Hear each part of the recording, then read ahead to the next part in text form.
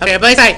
Before recess, we got up to about the time of the mid 1500s when the Shulchan Aruch was composed, when the Arizal came on the scene, and more or less things continued along these pathways until the 1660s. The 1660s is the next great major and cataclysmic event in Jewish history. What happened in the 1660s? Anybody know? The opposition. No, that was 49. No, it's the 49. What? What happened in the 1660s? The Rambam. Jewish history. Rashi. Rashi Rambam, we did it right. They were in the 1000s. Jews got killed. The Holocaust. Rav Moshe. Shabtai Tzvi. Shabtai Shabtai was the major false messiah in Jewish history. Now, it's impossible to overstate how the impact of Shabtai Tzvi on Jewish history. Yosef Goldstein! It's impossible to overstate the effect of Shabtai Tzvi on Jewish history. Shabtai Tzvi deceived the overwhelming majority of Jews believing in Mashiach. But besides saying that he was Mashiach, he was actually very charismatic, he also came up with the whole theology which permitted the wholesale of what was previously considered to be prohibited by the Torah. For example, he's famous for having changed the bracha, which is saying Birchas HaShachar, Matir Asurim, he who frees those who are captive, to Matir Isurim, he who permits that which is forbidden. And therefore he started all sorts of things which are previously regarded as forbidden. And he abolished things such as Tisha B'Av, because obviously the Gula was at hand. And he was very successful until he came to Turkey and the Ottoman Empire at the time. And thus the Sultan said, either convert or die, and he converted to Islam. And that was devastating to Am Yisrael because everybody thought this Mashiach, and that he just became a Muslim. Now, important to remember, the Shabtai Tzvi was a quote-unquote Kabbalist. And since he was a Kabbalist, there was a tremendous Kabbalah, it was very much Kabbalah. There was a tremendous backlash against Kabbalah. And somebody who suffered that was, for example, the Ramchal, Rosh Chaim Lutzato, who lived in the early 1700s. He was not allowed to publish a statement of Kabbalah until he was 40 years old. And Rosh Chaim Lutzato died when he was 40 years old. So therefore, this form were published during his lifetime. And as a result, the influence he could have had was severely limited. It was just one example. Shabtai Tzvi, even after he became a Muslim, had many followers. They were still, because they believed, like most people believe in false messiahs, that he was coming back, and that this Muslim thing, and when he died, was just a temporary setback. In fact, there was a group in Turkey which exists till this day to a certain limited extent, called the Donmet. The Donmet were the followers of Shabtai Tzvi. They have this big note which many people in the shiur would like, which is once a year they have a massive orgy in which everybody gets together and has relations with other people's wives, and then the children were born of these women, which we consider mamzerim, of course, are held in high esteem. So I just said the children were held in high esteem by the people. Now it's interesting that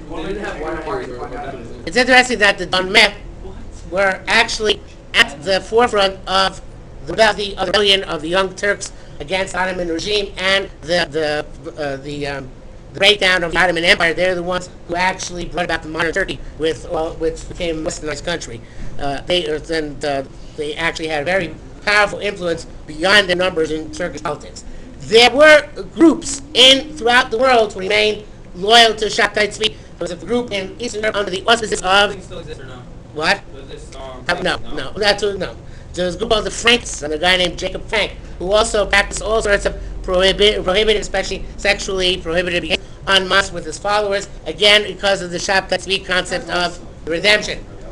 And one of the great fights in the 1700s among Jews was between Rabbi Yonasan Einschitz, I'm not even going to bother spelling last time, and Rabbi Yaakov Engel. Now this is a fight which consumed all European Judaism. Remember, Shabtai Tzvi was ostensibly a Kabbalist, and he had his own system of Kabbalah, modification of the system. And even there were people who were from in all other respects, who secretly believed in the system of Kabbalah that Shabtai Tzvi had formulated. And Rabbi Yaakov Enden, who was a great rabbi in Germany, accused Rabbi Yonasan Einschitz, who was a great rabbi in also. Ironically, at the end, they both lived in Germany, but at the time he was in Czechoslovakia, which at the time was called Moravia, of being a secret Sabbatean because he wrote amulets for people who were ill and needed mystical intervention, which Rabbi Yaakov Emden claimed were based on Sabbatean Kabbalistic principles. This ripped Orthodox Judaism in Europe apart because these are two very great rabbis, and people had to take sides in this machlokas, who was right and who was wrong, and it became a tremendous cause of friction at the time for much of the middle of the 1700s. Now, around this time, Judaism again was still suffering massive depression. Jews have always been depressed. In the late 1600s or the 1700s, Jews were particularly depressed because of the Shabtai Tzvi thing, and they also were because of this Rabbi Yaakov Emden, Rabbi Yonasan Einstein's issue.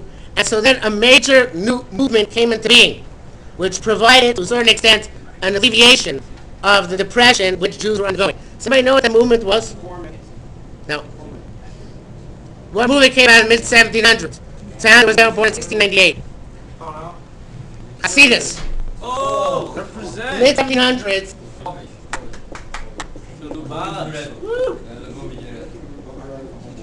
Now, Hasidus brought back a respectability to Kabbalah because one of the primary notions of Hasidus was that everybody can be mystic. Everybody can connect to God in their own way. Until then, it was held that to accomplish Vegas, to connect to Hashem, you have to be a very holy person, and it took years of work and a lot of work at being absent and praying and fasting and so on and so forth. But that was before Baal Shem Tov. Baal Shem Tov came along and said you don't have to do that. If you just have the right emotional state, anybody on their level can connect to Hashem, and they can feel. People who felt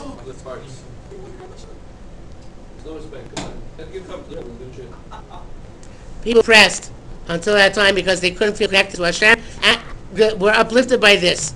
Until this time also, the people respected on Israel were the great scholars, and people weren't scholars. They felt somewhat out of place because they were actually at the forefront of things. But the Hasidus said you didn't have to be a great scholar in order to be a great tzaddik. All you had to do was want to connect to Hashem and emotionally connect to Hashem in a powerful way. This caused a tremendous machlokas between the Hasidim and a new group called Misnagdim. Now, Misnagdim means the opponents. Still, there were Hasidim. There were no Misnagdim because there's nothing to oppose. But everybody was Misnagdim. And once they became Hasidim, there became formally a philosophy called Misnagdus or Misnagdim, the head of which was Vilna Gaon. Right. The Vilna Gaon, Rebbe Leo of Vilna. Later, about 50 years later. The Vilna Gaon was called the Vilna Gaon because he was a throwback to an earlier era. He was a genius of astronomical proportions, and therefore he was called the Vilna Gaon, Hagam Vilna. And he was the major opponent of Hasidim, and basically his opinion was that this concept of putting emotional states before intellectual states in order of priority was a very bad thing. There were other issues as well, but the early Hasidim, they're pretty wild and wacky people. They're kind of like old Karlbach type. Yeah. So, like they were kind of like semi-hippies. So like there was that. You're doing a service. They. I'm glad to hear Sam because the by all means, be happy if you do. The early Hasidim would do things like doing somersaults during davening and all sorts of wild and wacky things in order to try and achieve high emotional states, and that was a tremendous amount of opposition, obviously. But eventually, over time, Hasidim became more or less mainstream, about 50, 60 years, until they became mainstream. But when it became mainstream, also Hasidus lost a lot of its drive and its originality. Because to become mainstream, it had to go back a little bit towards the intellectual focus which everybody else in the elite had at the time. And it lost that focus on raw emotion, which you don't see today among Hasidim anymore. It lingered for a couple of centuries, but today it's almost completely dead. I would argue it's now hope. The idea of raw emotion and what you feel being now an aspect of your life is not very... No, it's not held in high esteem, even among Hasidim. Perhaps especially among Hasidim, as you're saying. Yeah, exactly. Right. But Hasidus became very popular in places where Jews were more emotional, less sophisticated, and that's why in Poland almost everybody became Hasidish. Lithuania, which was a bleak, morose country, almost nobody became Hasidish. Their temperament was not suited for it. But also because they had the big shiur movement. But that came later. The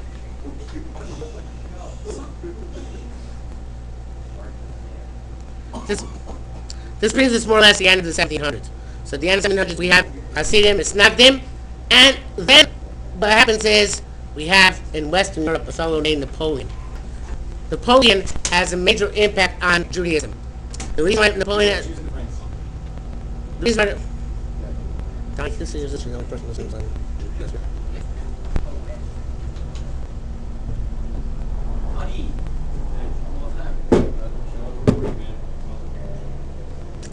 The reason why Napoleon has a major impact is because Napoleon emancipated the Jews of Europe. No, no, it's not really, because it's not that significant for our purposes. Napoleon emancipated the Jews all over Europe. Until then, Jews were in ghettos. They were isolated and suppressed and persecuted. Jews, when they're isolated and suppressed, flourish. That's not necessarily a problem. But Napoleon came along and opened up the ghetto walls and gave the rights of citizens wherever he conquered, and he conquered most of Europe. So the Jews now are emancipated. That means out in the outside world. All of a sudden, ideas and pursuits and societies which were closed to them became open to them. And the question was how to respond to this new openness. And one of the major responses which came up in the early 1800s, around the year 1818 or so, was, what do you know? Conversion, something like Not called conversion, but that. The opposite thing. reform. For that. Now, before reform, in the late 1700s, there was a fellow named Moses Mendelssohn. Moses Mendelssohn wasn't an Orthodox Jew. He kept Torah mitzvahs. What? The Germany in Berlin. But he had a philosophy. The Jew in the home and permanent streets. Yeah, but that was based also on something more profound than that. He held that. Jake, What? I want you to listen. I'm listening. They I'm don't- going dice order. I don't have to move over. Because I said so, and you're looking for it like a beast. So, Jake, Moses Mendelssohn had a philosophy by which he believed that Jews are not different than Christians qualitatively, just quantitatively. Meaning that being a Christian is just as good as being Jewish, or being any other religion for that matter, as long as you believe in God and Hashem mitzvahs b'nei enough. We got stuck with 613 mitzvahs. So come my parents that my rabbi said it's okay not to be Jewish because being any other religion is just. Well, if your rabbi is Moses Mendelssohn, then that's what he would say. Well, But- you got Rabbi Mendelssohn. So Moses Mendelssohn, of course, himself kept Torah mitzvahs, but the natural result of his idea was that almost all of his children, if not all of them, either committed suicide or converted to Christianity. The famous composer Felix Mendelssohn was Mendelssohn's Christian grandson. So Mendelssohn's philosophy was provided a background for reform, even not reform. What reform did is they said, we're now citizens of the world. We no longer care about Zion, going back to Israel, and we no longer need to maintain our own. Oh, this is what Moses Mendelssohn said? No. I'm saying the reform built on Moses Mendelssohn. About 30 years later, so they built on that idea. No longer have to maintain our own individuality, and we are now just like everybody else. So therefore, they did away gradually with major restrictions, and they also introduced innovations, such as in Germany, it was considered actually Christianity for a long time to be very, very important to have an organ as part and parcel of the services.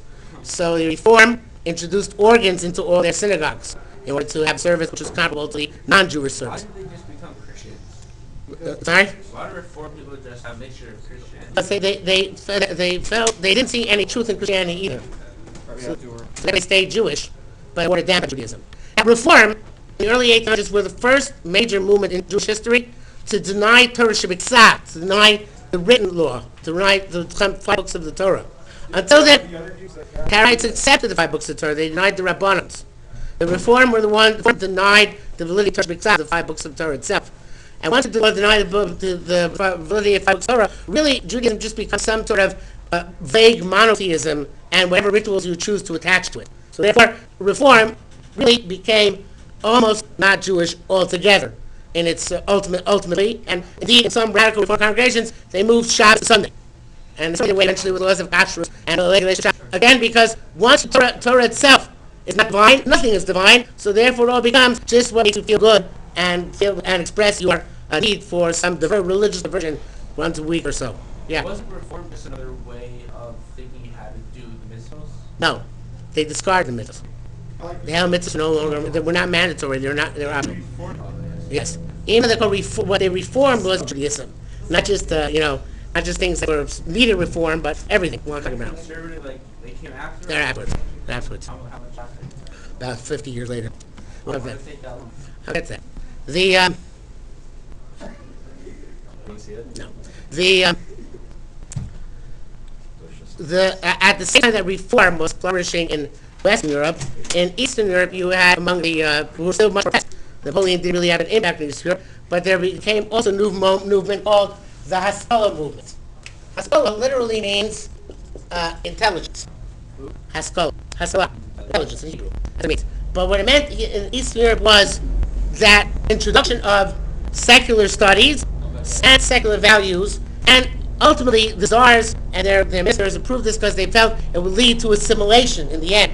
And even though there were some who were Orthodox, some who were not Orthodox, but the idea was to introduce secular notions and values into the Orthodox community. So Haskalah had much of an impact on the East that Reform had on the West.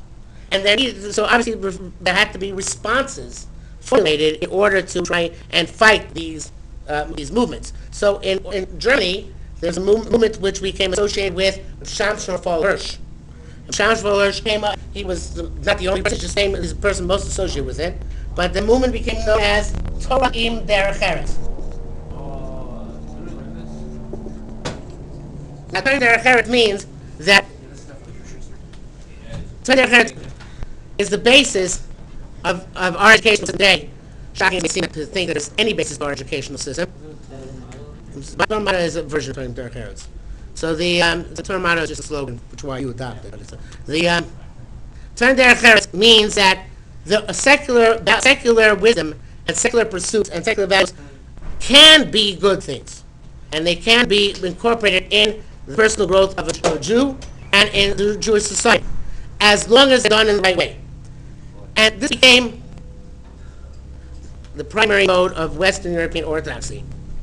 This is the idea of Torah Derech Eretz, in which, again, the secular studies, secular values, secular pursuits were valued and were pursued, but in the context of Torah life. In Eastern Europe, they never really had that capacity because they were still barred from most professions. They couldn't actually go to universities for the most part. They couldn't get high school education unless they completely left Judaism, and therefore Haskalah didn't lead to any type of combination of Torah with secular studies and values, but rather those people who went after secular pursuits usually went off the deep end. They became not Jewish. Did they follow Haskalah? Haskalah, yeah. Because they didn't have the option in Eastern Europe of combining this together. So it was war. So how did it work out later on? It was only fought successfully much later on. Much later. It took a long time so that eventually they adopted some of the German Torah Derech Eretz principles. It was much later. The one way in which it was fought in Eastern Europe, although this was meant to be a tool against Hitler, it ended up being one was found by Rabbi Salanter. Rabbi Salanter came up with the idea of Musar. Now Musar, well, what's the concept of Musar? Means obviously Musar means learning how to being a good boy. There's a negative approach and a positive approach. Right. It seems like Musar goes on a lot of negative approaches. Right. That, you suck. Yeah, today Musar is not what it was, right, obviously. But the idea of Musar, which was Rousseau's novel idea, was that human beings have to work on their character independent of learning Torah. You can learn, obviously, have to learn Torah. And Torah is primary. But he said that besides that, if you want to be a good person, you have to work separately on your character traits, on who you are and how you function. And that's something which was very controversial because most people assume that if you learn enough Torah, it makes you a good person whether you work on your character or you don't work on your character. But Rabbi Yisrael said that experience showed him that that's not the case. Rabbi Yisrael is correct. But it became an issue of great controversy. Some yeshivas became pro-Musar, some yeshivas remained anti-Musar in this sense of individual character development or not. That became an issue in Eastern Europe. But it fought Haskalah to a certain extent because it gave people a way in which to experience something to pursue, which is not directly necessarily completely limited to learning. We on here? Oh yes. This is great.